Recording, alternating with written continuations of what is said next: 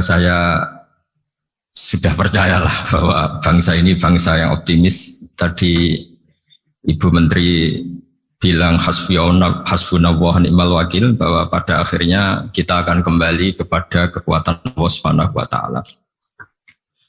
Sebelum kita cerita Isra Mi'raj dan inspirasi dari Isra Mi'raj, saya akan memberi analogi ya. Analogi ini akan menolong secara ilmu tauhid, ilmu mengesahkan Allah Subhanahu wa taala. Dan ini menjadi pokok ya dalam pengajaran tauhid. Ini mohon maaf kalau terpaksa saya ngaji model dulu lah, model pesantren ya. Tapi tanpa ngurangi rasa hormat, tanpa ngurangi rasa empati, rasa takdim saya. Teman-teman yang saya hormati semua, karena di sini banyak santri-santri muda. Hubungan kita dengan Allah Subhanahu wa taala yang serba kuasa, yang maha kuasa, yang serba bisa. Tadi dikatakan Bu Menteri bisa apa saja kun fayakun, kalau Allah sudah mentitahkan pasti terjadi. Itu kira-kira seperti ini. Saya ini bawa cincin dari besi mungkin, atau dari apa itu, ya besi lah atau perak. Yang jelas tidak emas ini karena saya cowok. Yang jelas tidak emas. Saya bawa kertas. Kalau Anda saya tanya, kertas ini sama cincin kuat mana? Pasti akan menjawab kuat cincin, karena materinya dari besi. Jawaban itu benar, tapi harus ditambahkan secara materi itu kuat cincin ketimbang kertas. Tapi Anda salah, harusnya menjawab ya terserah Gus Bahak, karena yang megang itu Gus Bahak. Karena bisa saja saya punya rencana menghancurkan cincin ini, sementara saya punya rencana mengabadikan kertas ini. Kira-kira gitu hubungan manusia dan Allah Subhanahu wa taala. Jadi hal yang kita kira abadi karena materinya kuat, ternyata Allah punya rencana menghancurkan. Sementara yang kita kira lemah atau rentan atau apalah, ternyata Allah punya rencana mengabadikan. Di sini kemudian istilahnya orang-orang tasawuf, wa tafwidil umur ila mudabbiriha. Kita sebagai manusia menyerahkan urusan pada pengaturnya, pada yang punya. Bukan wilayah kita mengatakan cincin ini lebih kuat ketimbang atau lebih abadi ketimbang kertas. Karena saya punya rencana menghancurkan cincin, tapi ingin mengabadikan apa? Kertas. Sehingga tentang pandemi, tentang tragedi sosial, tentang apa saja, kita tidak pernah tahu rencana Allah itu mana yang lebih awet. Jangan-jangan kita takut pandemi, saya berkali-kali ngaji, mati kita kecelakaan. Jangan-jangan takut kecelakaan, mati kita karena ngelindur, tiru kebablasan, nggak bangun. Kita takut mati ngelindur, mati kecelakaan, jangan-jangan mati kita karena likuifaksi, karena gempa atau karena tsunami. Nah, hal-hal seperti ini yang terus menjadikan kita bilang dan berkeyakinan hasbunallah wa ni'mal wakil. Hanya Allah yang tahu dan semua urusan mencukupi kita hanya Allah. Tadi kata Bu Menteri, kita akan menghadapi ini dengan ilmu pengetahuan dan pengalaman. Oke, saya sangat setuju itu. Tapi lagi-lagi bangsa ini dan seluruh tren dunia itu kalau misalnya baru tsunami, ya semua orang ramai ketakutannya pada tsunami. Ilmuwan berteori bahwa tsunami siklusnya sekian tahun per sekian tahun. Nanti pas gempa juga gitu, pas likuifaksi juga gitu. Nanti kalau mudik mungkin ketakutan orang sama kemacetan, sama macam-macam lah. Takut kecelakaan, laka di jalan dan sebagainya. Sehingga sebelum ngaji ini lebih jauh, pastikan bahwa tidak dalam wilayah kita mengatakan bahwa cincin ini lebih abadi, lebih awet ketimbang kertas. Tapi kita harus menjawab secara materi, cincin itu lebih awet ketimbang kertas. Tapi secara hakikat ya terserah yang mengendalikan, terserah yang punya, rencananya apa. Nah, di sini pentingnya ngaji. Karena dari ngaji itu kita akan kembali ke ma'rifatullah, ngerti Allah yang sebenarnya. Sebab itu di surat Isra disebut pada akhirnya ngaji itu apa? Subhanalladzi asra bi 'abdihi lailam minal masjidil haram ilal masjidil aqsa alladzi barakna haulahu. Tujuan akhirnya linuriyahu min ayatina. Bahwa Mi'raj itu hanya bagian kecil yang dingertikan kita betapa dahsyatnya kekuasaan Allah Subhanahu wa taala. Betapa tidak terbatasnya kemampuan dan kebisaan dan kudrahnya Allah Subhanahu wa taala. Makanya masih dikatakan min ayatina, itu masih sebagian kecil dari ayat-ayat kata Allah. Lalu dalam surat Kahfi diterangkan, ketika orang kagum dengan Ashabul Kahfi yang bisa tidur dalam keadaan hidup 309 tahun atau Masehinya 300 tahun, kalau Hijriahnya 309 tahun. Itu mungkin kalau kita ilmuwan, ahli baksil ya, atau ahli apalah, itu mungkin lebih kagum tentang nyamuk. Saya berkali-kali bilang, andaikan kita sepakar-pakarnya, terus disuruh bikin nyamuk itu, nggak usah bikin nyata hidup, bikin patungnya saja. Nyamuk itu sekecil itu, kemudian punya jantung, jantungnya punya urat, uratnya punya kuman, kumannya juga punya urat. Bayangkan saja sudah tidak bisa. Sehingga ketika orang tak kagum sama Ashabul Kahfi, kata Allah, am hasibta anna ashabal kahfi warraqi kanu min ayatina ajaba. Apa kamu kagum tentang Ashabul Kahfi dan batu-batu yang dipahat di situ? Bukankah dalam kekuasaan kami ada yang selalu menakjubkan? Artinya, andaikan kita ilmuwan tentang embriologi, tentang hewan, tentang kuman, mungkin cerita tentang nyamuk itu lebih dahsyat ketimbang tidurnya Ashabul Kahfi yang 309 tahun. Karena kemampuan Allah menciptakan nyamuk yang kecil, sangat kecil, super kecil, kemudian kecil itu ya punya jantung tentu lebih kecil lagi, belum uratnya jantung itu, belum nyamuk juga di dalamnya menyimpan calon-calon keturunannya, kayak apa kecilnya lagi. Nah, di sini Allah mengingatkan kita, innallaha la yastahi ayyadriba matsalam ma ba'udatan fama fawqaha. Allah tidak pernah malu jika dalam menunjukkan kekuasaannya Allah memberi contoh seekor nyamuk. Karena nyamuk ini andaikan kita, tadi saya ulang lagi, andaikan kita ilmuwan yang nekuni itu, strukturnya bisa melihat, bisa nyari pasangan hidupnya, dan bisa hamil, bisa melahirkan, atau bisa menelur, dan sebagainya, maka kita akan kagum sekagum-kagumnya betapa kita di depan kekuasaan Allah Subhanahu wa taala tidak siapa-siapa, dan akhirnya kita ikrar-ikrarnya asyhadu alla ilaha illallah, bahwa tidak ada kekuasaan selain kekuasaan Allah Subhanahu wa taala.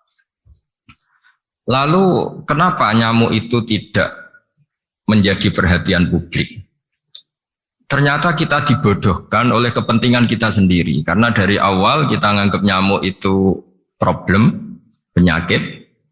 Ya sudah, bawaan kita mungkin cari obat supaya bisa membunuh nyamuk itu. Atau melihat nyamuk itu sebagai problem, bukan sebagai ayatun min ayatillahi ta'ala, sebagai tanda-tanda kebesaran Allah Subhanahu wa ta'ala. Sehingga akhirnya manusia itu butuh yang namanya mukjizat dahsyat yang mudah dilihat, mudah dirasakan. Akhirnya kita tahu dalam sejarah para nabi, Nabi Musa minta mukjizat Laut Merah dibelah sehingga bangsa Israel bisa melewati kejaran Fir'aun dan sampai selamat dari kejaran Fir'aun. Nabi Soleh umatnya minta keajaiban, yaitu onta keluar dari batu besar. Dan Nabi Soleh menuruti, akhirnya ada unta yang keluar dari batu besar. Begitu juga nabi-nabi sebelum itu atau setelah itu, selalu ada mukjizat yang memang manusia tidak mampu. Nah, kata tidak mampu ini yang semua umat para nabi tidak akan seunggul umat Nabi Muhammad SAW. Karena kita sebagai umat Rasulullah SAW, untuk merasa tidak mampu, itu tidak harus hal-hal seperti membelah laut. Tidak harus hal-hal seperti unta keluar dari batu. Tidak harus hal-hal yang dahsyat kayak tongkat Nabi Musa menjadi ular besar yang menelan semua sihir-sihirnya Fir'aun. Kita sebagai umatnya Nabi selalu tiap hari bilang innallaha ala kulli syai'in qadir, hanya Allah yang mampu. Allah mampu atas segala hal. Melihat nyamuk kita iman, melihat hal-hal kecil. Karena kita ketika melihat nyamuk, Itu mesti kita itu kok hebat nyamuk tanpa rapat, tanpa ada gaji dari Kemenku bisa populasinya dijaga. Padahal musuhnya banyak. Musuhnya nyamuk itu umat manusia yang katanya makhluk paling cerdas di dunia. Tapi tidak juga bisa menghabisi nyamuk. Mungkin mereka juga rapat terus untuk menjaga ketahanan populasinya. Jadi andai kan kita pakai ayat tadi, innallaha la yastahi ayyadriba masalam ma ba'udah. Allah itu tidak pernah malu untuk menunjukkan kekuasaannya. Cukup misalnya kita belajar tentang nyamuk. Sudah sekecil itu punya mata, matanya punya saraf, punya urat. Terus kecil apa? Begitu nyamuk sendiri punya kuman. Kalau nyamuk sendiri kecil, terus kumannya sekecil apa? Terus organ tubuhnya seberapa? Ini sudah kedahsyatan yang luar biasa yang menjadikan kita iman. Innallaha ala kulli syai'in qadir. Allah sendiri yang maha kuasa. Sehingga kembali ke tadi, peristiwa Mi'raj yang super dahsyat pun kata Allah masih dikatakan linuriyahu min ayatina. Hanya untuk menunjukkan sebagian dari ayat-ayat, bukan mewakili semua ayat-ayat kekuasaan Allah Ta'ala. Tapi sebagian, min itu tab'id sebagian. Lalu sebelum kita jauh belajar, kita sendiri juga, saya sendiri masih belajar. Kehebatan Rasulullah Shallallahu Alaihi Wasallam, Nabi akhir zaman. Kenapa hebat? Itu diantaranya adalah karena mukjizat tongkat itu pada akhirnya diletakkan di museum. Orang melihat, terus gaya-gayanan kuat ke Turki atau bisa melihat langsung di museum. Dan setelah melihat kadang-kadang kita ragu masa tongkat ini betul itu. Kalau setelah misalnya yakin bisa dipakai lagi enggak ya? Jadi hal-hal yang mengundang pertanyaan sekaligus keraguan. Beda dengan ajaran Rasulullah Muhammad SAW. Ketika Nabi cerita betapa kekuasaan Allah itu super dahsyat. Buktinya ya nyamuk tadi. Kayak apa susahnya bikin nyamuk? Sudah kecil, punya organ tubuh tentu lebih kecil, punya urat lebih kecil lagi, punya kuman yang lebih kecil lagi, dan kuman itu juga punya organ tubuh lebih kecil lagi. Itu mbok kamu tidak usah ke Turki, kamu hidup di kampung, di pedalaman, sudah menyaksikan Anallaha ala kulli syai'in qadir, bahwa Allah itu maha kuasa. Nah, ngaji bareng ya, ngaji seperti ini, saya termasuk kiai yang selalu berkampanye supaya orang ikrar seikrar-ikrarnya bahwa kita ini di tangan Allah Subhanahu wa taala. Saya kemarin-kemarin ngaji sama orang-orang Grab, juga barusan 3 hari yang lalu, 4 hari yang lalu ngaji sama teman-teman disabel atau difabel. Karena mereka kalau dibahasakan disabel nggak mau, tapi komunitas internasional minta dis pakai bahasa S, tapi kita di Indonesia pakai difabel. Akhirnya kita tahu, ternyata orang yang kita kira menderita karena fisiknya, ternyata kadang lebih bahagia. Karena Allah bisa mengalihkan pikiran untuk positif. Saya berkali-kali guyon di depan para tamu. Saya pernah punya tamu itu perempuan nggak cantik miskin lagi. Ini nyata ini, Gus doakan supaya suami saya kaya. Terus saya bilang, memangnya kalau sudah kaya ngapain itu? Ya paling tidak rumah saya diganti, mobil saya diganti. Tapi nanti akhirnya evaluasi Anda juga ingin diganti. Gitu. Karena setelah rumahnya mewah, pakai mobil mewah, pasti yang dievaluasi bukan rumah dan mobil, tapi Anda. Kok nggak pas ya wajah gini di rumah saya gitu. Kok nggak pas wajah gini di mobil mewah. Akhirnya ibu-ibu tadi sudah Gus nggak jadi. Jadi mungkin barokahnya pandemi itu nanti Ibu Menteri itu jadi kelihatan hebat karena ada pandemi kok Indonesia bertahan itu. Tapi kalau nggak ada pandemi kan ya biasa aja, memang normal itu. Kiai juga gitu, diuji santri yang kadang beli, umat yang nggak jelas. Itu memang ujiannya. Kalau nggak ada ujian ya nggak keren. Ya biasa aja lah kita hadepin, ya kita tadi kata Bu Menteri ya kita ikhtiar dan berdoa. Lalu saya ulang lagi. Jadi logika itu bisa pakai analogi. Analoginya tadi, salah Anda kalau mengatakan cincin ini lebih kuat ketimbang kertas. Yang benar adalah secara materi ini lebih kuat ketimbang kertas. Tapi soal nanti kekuatannya sampai kapan terserah yang punya. Bisa saja saya punya rencana besok ini saya luluhkan, saya hancurkan, yang ini saya simpan. Kayak apa dulu dinosaurus itu kuatnya kayak apa? Habis. Ayam yang selemah itu sampai sekarang masih. Karena Allah menghendaki dinosaurus diakhiri, sementara ayam tidak. Kayak apa nyamuk itu yang musuhnya orang seluruh dunia. ditemukan apa, mulai begon apa, tapi sampai sekarang bertahan. Apa kita perlu konsultasi sama nyamuk gimana ini kok bisa bertahan, resepnya apa? Karena Allah menghendaki itu disisakan masih. Nah, kemudian kenapa ada peristiwa Isra Mi'raj? Saya termasuk orang yang sering menulis tentang fikih sholat, tapi nulis saya untuk diri saya sendiri tak pakai ngaji. Tidak, saya bukukan, memang saya sengaja karena ribet biasanya penerbit itu. Terus bicara royalti apa, kita kan mulai kecil dilatih ikhlas, jadi kalau komersial itu jadi bingung. Karena tidak biasa komersial, jadi kalau diajak komersial itu malah jadi bingung. Nabi ketika Mi'raj, ini yang jarang dikaji. Sebetulnya kalimat-kalimat dalam sholat, pertama Rasulullah Muhammad SAW ketemu Allah, itu Nabi maju. Maju ini Jibril sebenarnya mau ikut, karena Nabi bilang, ya Jibril jangan tinggalkan saya sendiri. Terus kata malaikat Jibril, sudah makam saya sampai sini, kelas saya sampai sini aja. Enggak, kamu harus nemani saya. Ketika memaksa nemanin, beliau tidak kuat. Di beberapa riwayat dijelaskan sampai beliau pingsan, sampai beliau tidak sadar. Akhirnya terus ada ayat wa ma minna illa lahu maqamun ma'lum. Kita punya kelas tertentu yang enggak levelnya sampai sana. Akhirnya Nabi masuk wilayah itu, area itu, dan Nabi ngendikan at-tahiyatul mubarakatus sholawatut thayyibatulillah. Kira-kira maknanya semua kehormatan, semua kebaikan, semua yang bersembah suci itu milik Allah Ta'ala. Lalu Allah menjawab, assalamu alayka ayyuhan nabiyyu wa rahmatullahi wa barakatuh. Bahwa kamu Muhammad mendapat salam dari saya, mendapat semua kehormatan, semua keselamatan. Kemudian Nabi itu karena sebagai hamba yang tidak egois, tidak ingin kalau nikmat dirasakan sendiri, tidak ingin kalau sedang senang beliau sendiri yang merasakan, beliau ngendikan assalamu alayna wa ala ibadillahi sholihin. Ya Allah, tolong bahwa status selamat itu tidak hanya milik saya, tapi milik siapa saja yang soleh.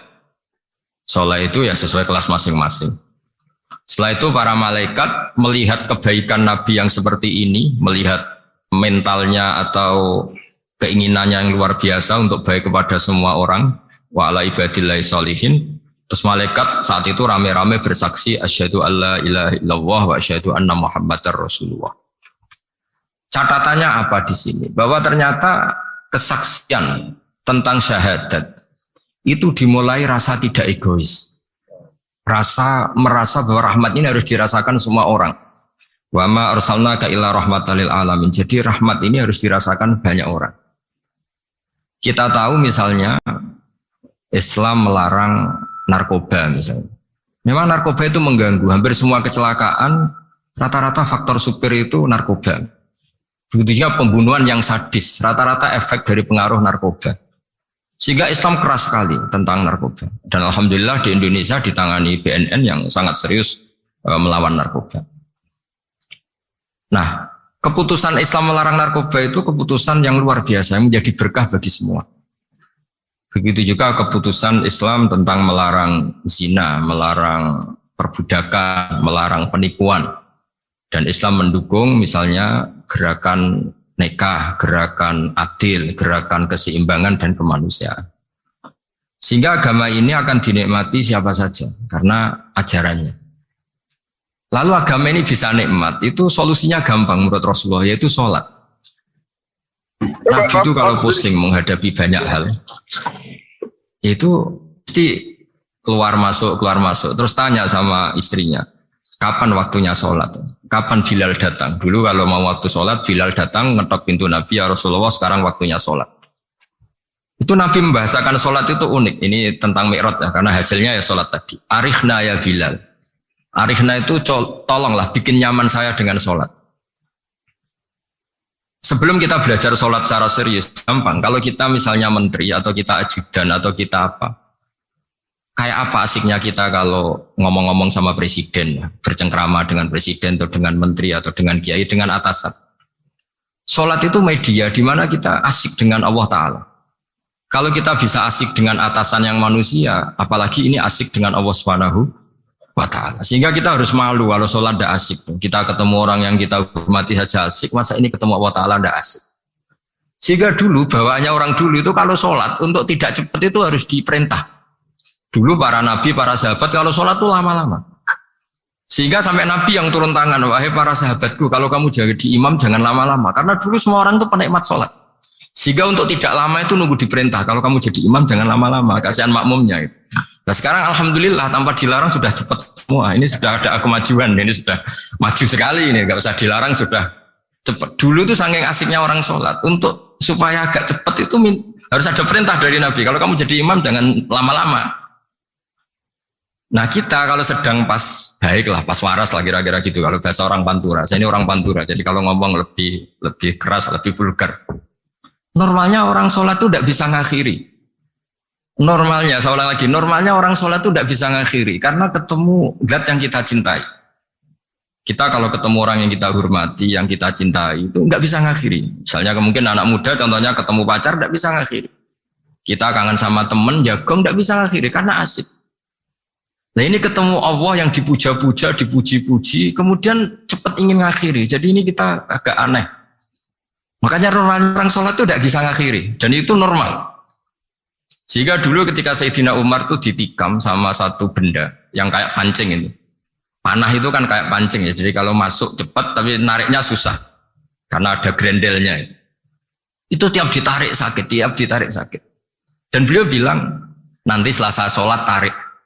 Beliau sholat nyaman, ditarik itu nggak gerak sama sekali karena dia sudah istighraq billah, sudah nyaman dengan Allah sehingga ditarik itu nggak kerasa. Dulu di daerah sini masih keluarga kita semua. Ada seorang wali jadi imam masjid. Itu di PHK sama takmirnya. Karena ketika sujud dia asik terus lama sekali. Sampai 30 menit. Sampai santrinya bilang, Mbah, sampun. Setelah itu rapat dihentikan. Ditanya, kenapa Mbah sujud begitu? Saya tidak bisa mengakhiri orang nikmati sujud kemudian ingin berhenti. Nah, Sayyid Ali Zainal Abidin yang populer, cucunya Rasulullah SAW, anaknya Sayyid Husain, putranya Sayyid Husain. Itu bapak saya kalau cerita, beliau itu sebetulnya sholat itu hanya ingin 2 rakaat. Setelah sholat 2 rakaat, ya Allah sebagai hadiah nikmat saya sholat 2 rakaat karena asik dengan engkau, saya akan syukur lagi sholat 2 rakaat. Akhirnya ketika nikmati sholat, dia sholat lagi 2 rakaat sampai akhirnya 1000 rakaat. Itu tanpa rasa capek, karena merasa keasikan. Masa momen seasik ini kemudian saya tinggalkan ya Allah. Akhirnya sholat lagi.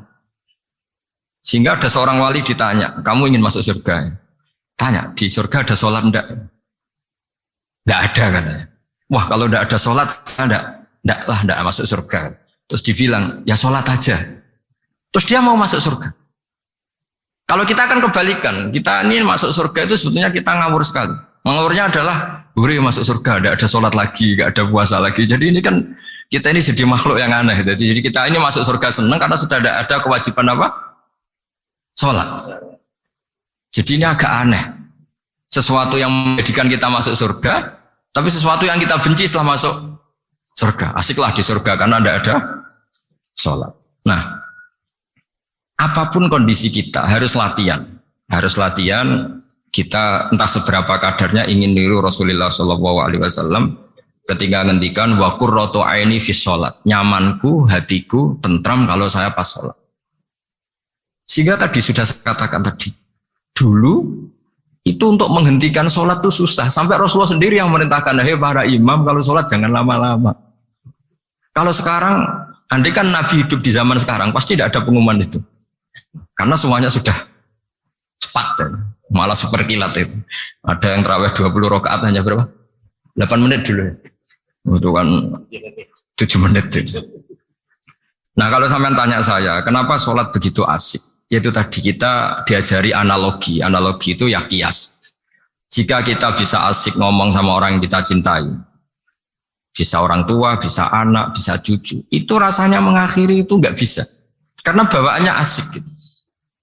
Apalagi ini kita munajat, bercengkrama dengan zat yang kita butuhkan sebelum kita ada, sampai setelah kita ada, sampai setelah kita tidak ada. Kita semua akan hasbunallah wa ni'mal wakil. Sehingga dulu bawaannya orang dulu itu, saya cerita sedikit, ada orang mau meninggal, namanya Umar bin Abdul Aziz, itu khamisul khulafa, orang yang terkenal adil. Ketika mau meninggal, senangnya bukan main. Ditanya, kenapa engkau senang? Memangnya kalau saya mati mau kemana? Ketika saya hidup dengan segala nikmat itu ya karena Allah Ta'ala. Saya nanti mati ke zat yang sama. Dikelola oleh zat yang sama, yaitu Ar-Rahman Rahim. Dulu saya disayangi Allah, paling setelah mati juga disayangi Allah. Karena yang jadi Tuhan setelah mati, Tuhan yang sama ketika di dunia, yaitu Rahman Rahim. Cerita legenda yang lebih dasar dari itu, masyhur itu Jalaluddin Ar-Rumi. Ketika dia mau meninggal, semua muridnya nangis, beliau marah. Kenapa kamu menangis? Ya karena guru mau meninggal. Kamu itu ngawur sekali. Saya ini sudah lama menunggu hari seperti ini, bisa ketemu zat yang saya cintai, malah kamu menangis. Ayo kamu nari sebagai pesta kematian saya. Tapi ini nggak bisa ditiru ya, karena kalau kita niru, nggak usah dilarang juga nggak bisa niru kayak kita. Cuma saya maklumatkan jangan ditiru, meskipun nggak usah dilarang juga nggak akan bisa niru. Sehingga orang-orang dulu itu bawaan kalau mau kabundut itu ya asik. Rasulullah Shallallahu Alaihi Wasallam ketika mau wafat, intaqala ila rafiqil a'la, itu ditanya sama istri-istrinya, lalu engkau mau kemana? Kata Nabi, sebelum sekian hari, beliau setiap khutbah ngendikan, ini ada hamba yang disuruh milih Allah antara di dunia dan bertemu Allah. Kalau kamu jadi hamba itu milih mana? Di dunia yang penuh problem ini, apa milih ketemu Allah yang Rahman Rahim? Yang hubungannya dengan kamu itu ngasih dan ngasih. Kamu tidak mungkin kan hubungan dengan Allah memberi, kamu bisa apa? Kita hubungan dengan Allah pasti hanya mendapat. Dikasih nyawa, dikasih oksigen, dikasih bumi tidak bayar, dikasih air juga tidak bayar. PDAM dikelola siapapun bayar, oksigen di rumah sakit bayar. Hubungan kita dengan Allah tidak pernah bayar oksigen, tidak pernah bayar sewa bumi. Punya kolam renang laut seluas itu ya tidak pernah bayar. Udah gitu kolam renangnya menghasilkan ikan. Kalau kita kan semuanya utang jasa sama Allah, dan reputasi Allah itu dengan kita hanya memberi, tidak pernah meminta. Akhirnya hubungan-hubungan inilah yang menjadikan terus semua sahabat jawab, ya kalau kita jadi hamba itu pasti milik Allah lah.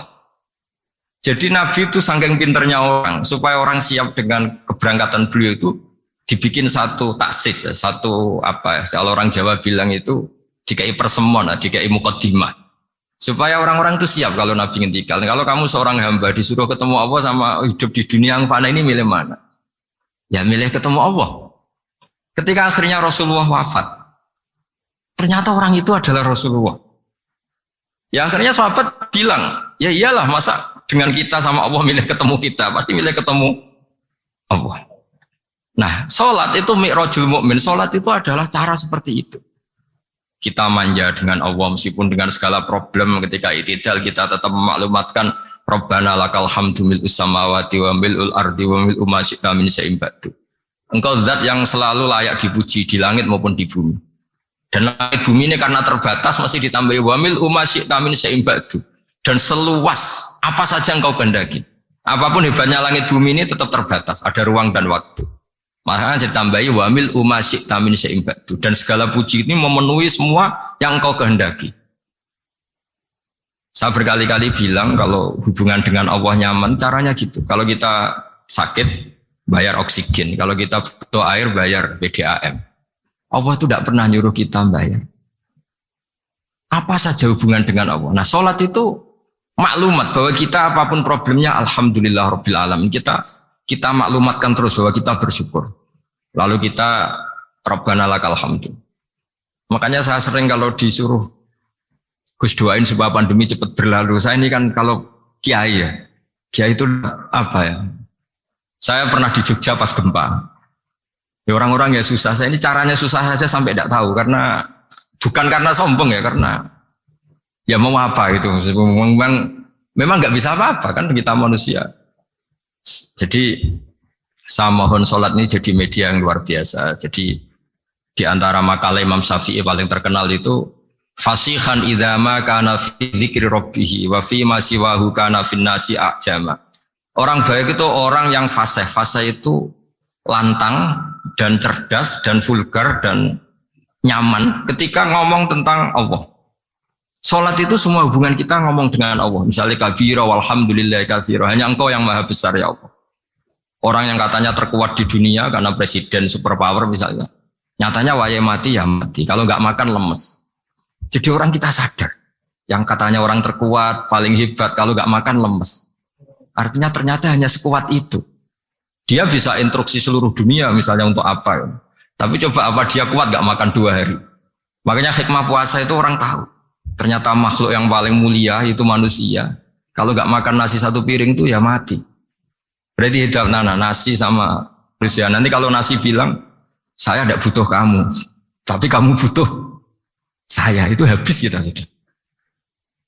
Makanya ketika ada orang yang mempertuhankan manusia, itu Allah cara menafikan itu hanya bilang, kana yakulanit to'am. Yang kamu tuhankan itu makan. Hanya makan itu kalau dia tidak makan lemes. Jadi kiai itu atau manusia-manusia yang dekat Allah ala-billah itu ketika mengatakan kabira walhamdulillah katsira subhanahu wa bukrata wa asila itu kelihatan.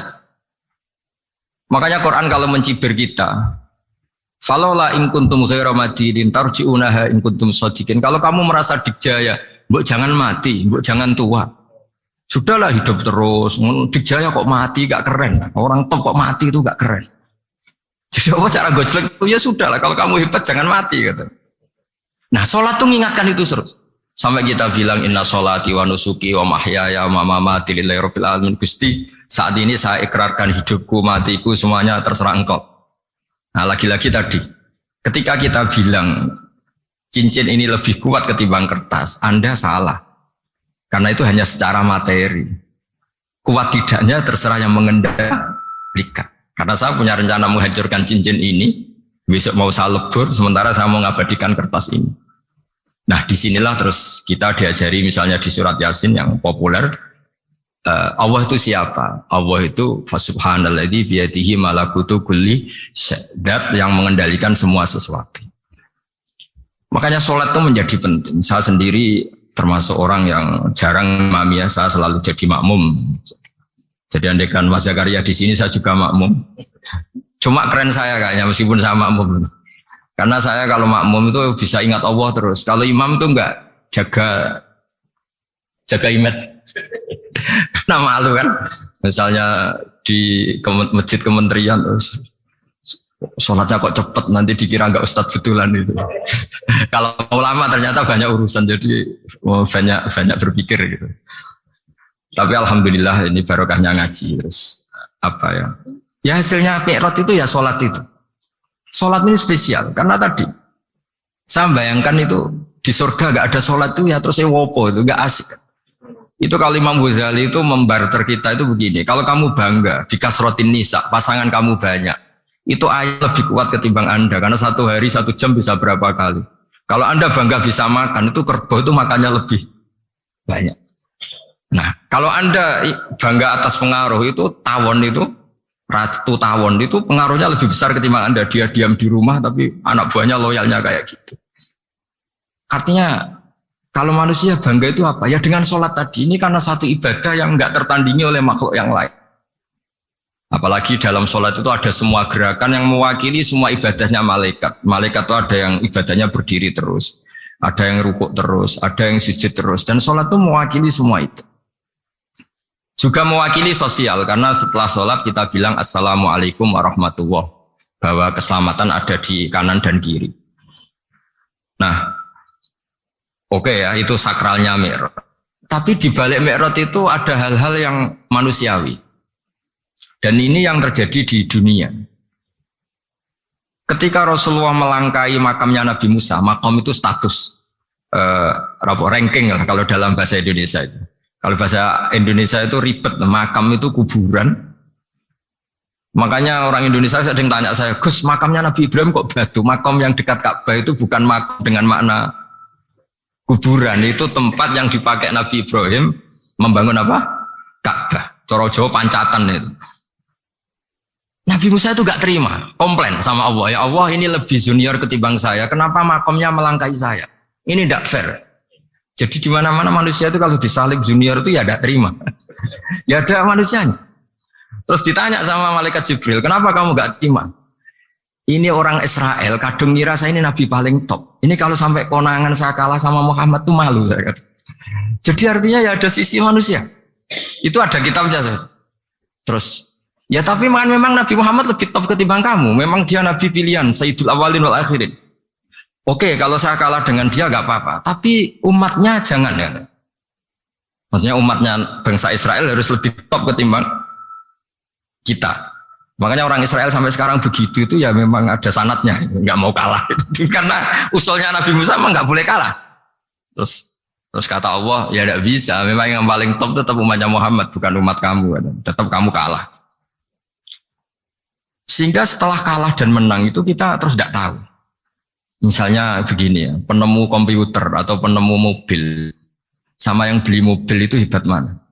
Kalau bicara keilmuan ya hebat penemunya. Tapi kalau bicara kapitalistik, udah bikinkan mobil yang mewah gini-gini. Nanti tanggal ini jadi ya. Hebat mana yang nyuruh sama yang disuruh? Kalau logikanya pakai gitu. Hebat mana yang nyuruh sama yang disuruh? Artinya kamu milih jadi mana? Penemu mobil, hebat kan? Tapi terus sama orang kaya diminta, bikinkan ini, speknya seperti ini, selesai gini. Hebat mana? Nyuruh sama disuruh? Menyuruh. Tapi yang nyuruh tidak bisa bikin mobil, yang disuruh bisa. Pinter mana? Pinter yang disuruh. Tapi pertanyaannya, wong bisa nyuruh ngapain bikin sendiri? Pinter mana? Ini mohon maaf karena di sini banyak orang nggak jelas-jelas juga. Artinya terus subjektivitas manusia ini tetap ada gitu. Kalau bisa beli ngapain bikin gitu. Tapi kalau bisa bikin ngapain beli. Nah mungkin perdebatan di kementerian atau di yayasan atau di kampung-kampung atau di apa mesti begitu. Dan itu di Mi'raj juga digambarkan bahwa antar nabi ini ya ada kompetisi, wa fi dzalika falyatanafasil mutanafisun. Tapi bedanya nabi dengan kita itu satu. Nabi itu kalau keliru dengan tanda petik, nabi itu kalau keliru itu jadi berkah. Itu bedanya kita. Kalau kita keliru kan keliru betul. Kalau nabi itu tidak, kelirunya itu jadi berkah. Ini saya punya dua contoh kalau boleh dibahasakan ya, kekeliruan nabi atau dengan tanda kutip kekeliruan nabi. Tapi saya ulang lagi dengan tanda kutip. Nabi Musa itu ketika Nabi Muhammad ditanya, kenapa kamu dipanggil jauh-jauh? Disuruh sholat 50 rakaat. Nabi Ibrahim nggak komplain, karena beliau Nabi yang baik. Semua Nabi nggak komplain, kecuali Nabi Musa. Kata Nabi Musa, jangan Muhammad, kebanyakan itu. Bilang ke Allah supaya di diskon. Ya, Nabi kembali sama Allah, ya sudah tak kurangi 5. Turun lagi, masih berapa? 45. Masih kurang. Itu sampai 9 kali, akhirnya terkurangi berapa? 45 rakaat. Itu Nabi Musa masih bilang, udah minta lagi keringanan. Itu kalau diruti nggak jadi sholat kan? Kalau satu lagi kan masih terus hilang itu kewajiban sholat. Nah, Nabi Musa sebetulnya itu bukan karena kasihan kita, bukan dia nggak empati dengan kita. Beliau nggak empati sama kita, tapi gara-gara Muhammad, umatku yang lebih kuat, lebih ganteng aja nggak mampu melakukan sholat 50 rakaat, apalagi umatmu. Dia memang orang Israel kan ganteng-ganteng, kuat-kuat, jadi dia pede. Umatku yang lebih keren, lebih ganteng saja gak kuat, apalagi umatmu. Jadi sebetulnya dia minta keringanan itu karena corong Jawa ngeprekno kita, menyepelekan kita bahwa. Makanya saya ingin memberitahu Nabi Musa kalau ada umatnya Rasulullah yang namanya Sayyid Ali Zainal Abidin yang satu hari sholat 1000 rakaat. Jadi nanti kalau ketemu Nabi Musa, ini 50 aja, ini kuatnya malah 1000. Nah akhirnya, tapi barokahnya Nabi Musa yang sentimen ini, sholat gak jadi 50 tapi 5. Itu bedanya Nabi sama kita. Ada contoh yang lebih ekstrim, kelirunya Nabi itu Nabi Yunus. Nabi Yunus, tapi keliru yang barokah, saya ulang lagi. Nabi Yunus itu memaklumatkan ke masyarakatnya, nanti itu kalau kamu tidak nurut sama saya ada azab. Anggap saja azab itu hari Kamis. Besok hari apa ya? Besok hari Kamis ya? Besok hari apa? Lupa hari ya. Rebu apa Kamis? Besok. Lupa hari. Kata Nabi Yunus, 3 hari lagi akan ada azab. Tapi kurang 2 hari, kurang sehari umatnya masih dalam kemungkaran, dalam kemaksiatan, masih hura-hura. Akhirnya Nabi Yunus bilang, sudah ini tinggal sehari itu mau ada azab. Tapi mereka tetap hura-hura. Akhirnya Nabi Yunus itu coro Jawa itu minggat. Memang bahasa Arabnya abako. Abako itu pergi yang tidak pamit. Itu kalau kamu cari di kamus, abako itu maknanya itu minggat, pergi yang tidak pamit. Sama Allah dibahasakan abako. So, wong ra bener kabeh, udahlah tak tinggalkan. Setelah ditinggalkan, Nabi Musa disalahkan sama Allah. Kamu itu Nabi tidak diperintah hijrah kok. Hijrah. Syaratnya Nabi kan mengambil keputusan apa saja berdasar wahyu. Tapi tanpa ada perintah wahyu, dia tetap keluar dari kampungnya itu. Keluar sama Allah disalahkan. Wong Nabi kok minggat. Akhirnya ketika dia di kapal, di perahu itu, dulu itu ada mitos, kalau ada perahu mau tenggelam pasti ada yang minggat, diundi. Sampai 3 kali yang keluar dia, akhirnya tahu diri nyemplung. Nyemplung terus ditelan ikan nun. Pokoknya ikan besar lah. Diberi sanksi sama Allah, karena dia Nabi kok melanggar, diberi sanksi ditelan ikan nun. Telan ikan nun karena beliau seorang Nabi, perutnya ikan itu jadi masjid, dia baca tasbih terus. Tapi barokahnya dia minggat tadi asbako. Akhirnya satu hari itu mau ada azab besar itu orang-orang nginceng rumahnya dia. Diinceng. Kalau betul ada azab, pasti orang ini lari. Masa ada azab dia di sini? Diinceng ternyata nggak ada. Wah berarti bener ini ada azab. Buktinya dia nggak ada. Jadi unik. Akhirnya dicinceng nggak ada terus dia, wah berarti ada azab betul. Hari itu masyarakatnya tobat semua karena ini ada betul. Buktinya Nabi Yunus sudah lari, berarti dia tidak ingin kena. Padahal dia lari itu karena mangkel punya umat yang nggak nurut tadi. Wah sudah. Setelah sekian hari dia cari-cari kabar. Umatku itu kena azab nggak? Ternyata berita yang masuk dulu udah ada medsos, udah ada WA. Dulu itu nggak ada itu. Dengar kabar kalau umatnya tuh nggak kena azab karena satu hari sebelum ada adab tobat semua. Terus dia nggak berani pulang. Karena ada hukum sosial di sana, kalau ada orang bohong hukumnya dibunuh. Berarti terus beliau berpikir, saya tidak bohong, katanya ada azab kok. Masyarakat saya baik-baik saja. Waktunya setiap ketemu kaumnya dia lari karena takut dibunuh. Ternyata kaumnya sudah iman semua, mau ngejar dia dijadikan imam. Akhirnya, oh iya. Jadi itu bedanya Nabi sama ndak. Jadi Nabi itu kalau kelirunya itu barokah. Makanya kita tidak usah ikut keliru. Karena keliru kita ini pasti tidak barokah. Itu musibah. Jadi, dulu ceritanya Anteng juga gitu. Yang namanya istri 2 itu kan cemburu. Pertama Nabi Ibrahim punya istri namanya Sarah.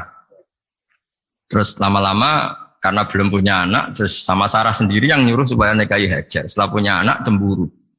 Kata Sarah, pokoknya saya nggak terima kalau kamu nggak ngelukai Hajar.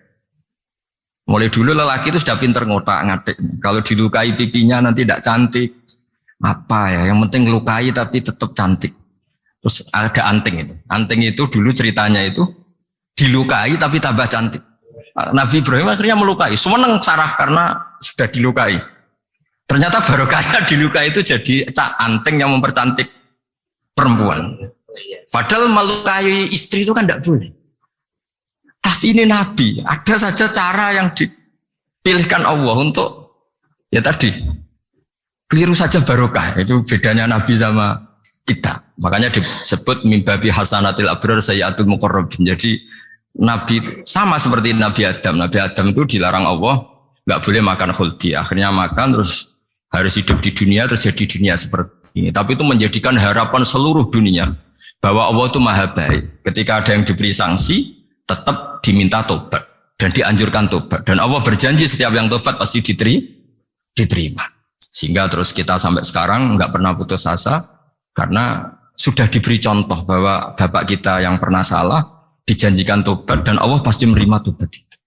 Jadi ini bedanya kita dengan Nabi. Jadi semoga lewat pengajian ini atau ngaji bareng ini kita tahu kalau kita ahli astronomi atau ahli meteorik mungkin takut kita kejatuhan meteor. Kalau ahli gempa mungkin takut lempengan kita gini terus gempa. Kalau ahli tsunami takutnya tsunami. Kalau ahli sosial takut chaos.